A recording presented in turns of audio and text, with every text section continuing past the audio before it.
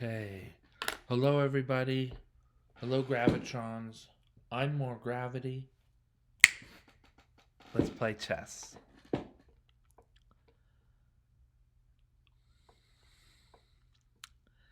So I had reviewed this game with the camera off. I wasn't streaming, so if I look polished and clean and quick and direct in my review of this game, now you know why. I failed to uh, turn the camera off. Okay, I had the black pieces here, and a couple lines. Let's add one line. Make it 4 lines in 5 seconds. How's that? All right, so we're off to a great start here. My opponent has fianchettoed both bishops, and they're aiming towards the center here.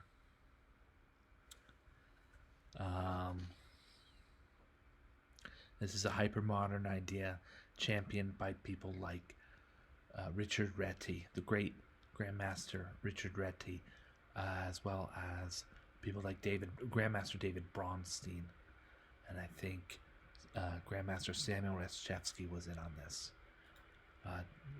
Fianchettoed bishops like this. Now, they sometimes are part of a King's Indian attack, a King's Indian defense, a Queen's Indian attack, or Queen's Indian defense. And the hypermodern idea is simply to snipe at the center from the sides rather than occupy it directly, not necessarily occupy it directly with pawns and the scope of minor pieces. So I play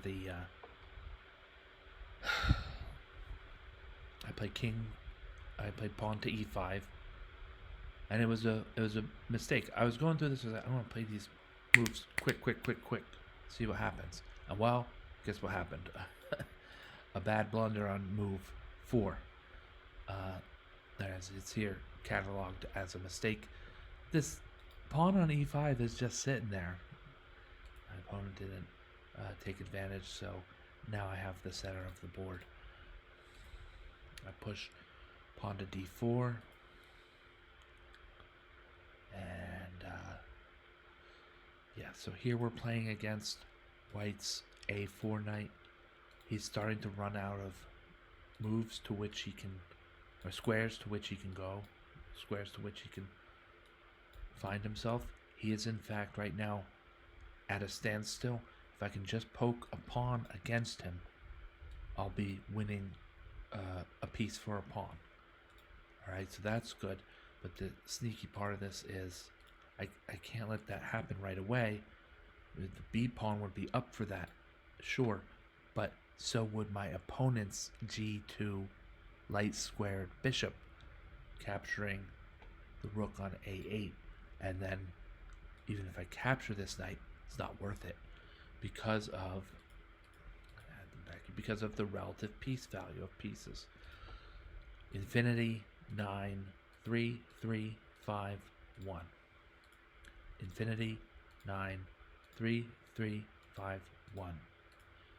Infinity 9 3 3 5 1.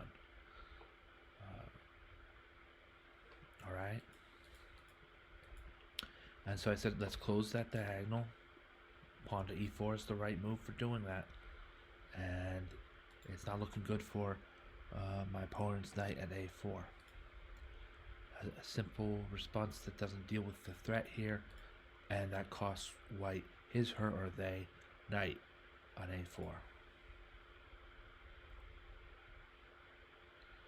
Moves to b6. Is that a capturing move? No. And I'm capturing with the a pawn.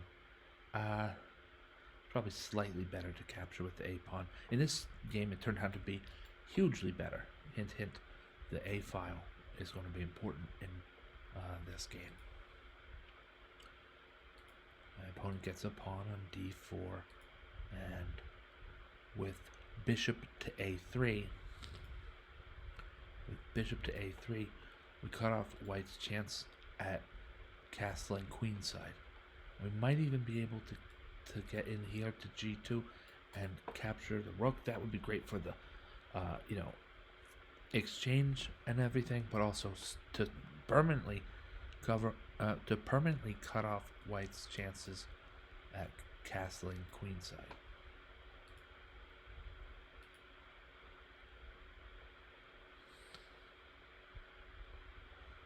Pawn to c5.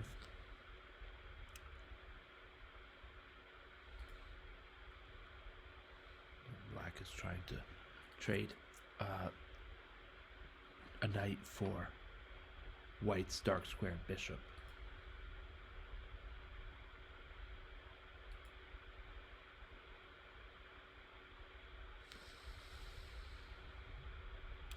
Yeah, like I said, with after queen to f6, then bishop to b2 becomes more and more likely. Playing it here, messing up that queenside castle. Not that it matters all that much anymore, because White's gonna castle kingside now. However, with a 2-point material advantage, Black will still gladly welcome a 3-point material advantage, as the a2 pawn is going to fall. Exchange of minor pieces and some other parts of this combination that kind of polish it up so that it's not. You want to get the most out of this opportunity, and now rook takes a2 check, and Black is doing very well here. So we combine threats sometimes. Queen at c3 to d2 is threatens White with both checkmate on f2 and the simple trade of queens, which changes how the behavior of the game, and also puts the d3 pawn at risk of capture, and after some captures, Black will be ahead by a number of pawns. But the main threats that White is looking for, not only with, yes, capturing the a2 pawn, yes, certainly that's part of it, but capturing the a2 pawn with check, the king moves to the only logical spot, and that allows Black to follow up with this proposed trade, as well as mating threats on f2. So White is not doing very well here. Black is doing very well here. My opponent found probably the best move in a practical, pragmatic way. Queen to f3, so that this mate threat isn't there, because I'll lose my rook and queen for a pawn and a queen, and I don't really. That's not to Black's liking. And there's also no trade of queens. So queen to f3. It says here there's a bit of a mistake. I'm going to take the side of my opponent and say this is quite a strong move. It turns out to be difficult for this queen to mount an attack, for factors that I think are hard for a human to get at, right? It will be difficult to mount an attack because h5, yeah, there's a check, but g6 blocks the check and returns the attack and regains the initiative. Or there's like e4, yeah, there's a check, but then you lose your queen. It's just for reasons that weren't really foreseeable. So this is not a criticism of my opponent's play. For reasons that weren't really foreseeable, queen f3 fails to get the attack underway for White. Or how about queen takes f5 and Black plays rook to f8 in a way that puts an x-ray attack against f2. You know, it's just this game is crumbling. But these are the reasons why. So I thought here, after queen to f3, I played bishop to b7, right? Isn't this great? We play bishop to b7, attacking White's queen. She could capture the bishop, and then it's checkmate on f2. So I'm trying to throw the queen. I'm trying to throw the White queen off her line. Any kind of movement, even queen h5 with a block on g6. Any kind of movement yields a trade of bishops on g2, right?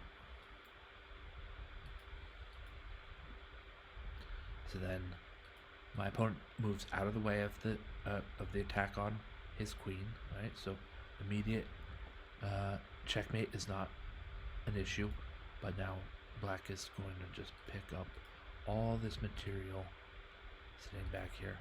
We're going to capture this rook, whether I'm not sure we needed to, but it's not it doesn't put us at any worse for the wear. And with rook to a1, black is going to storm through, and it's checkmate it's checkmate from h1 to h2. An interesting and beautiful game. I thought my opponent and I both played very well, so I was glad to have played it. Alright, thank you so much for watching. I'm More Gravity. Have a great night.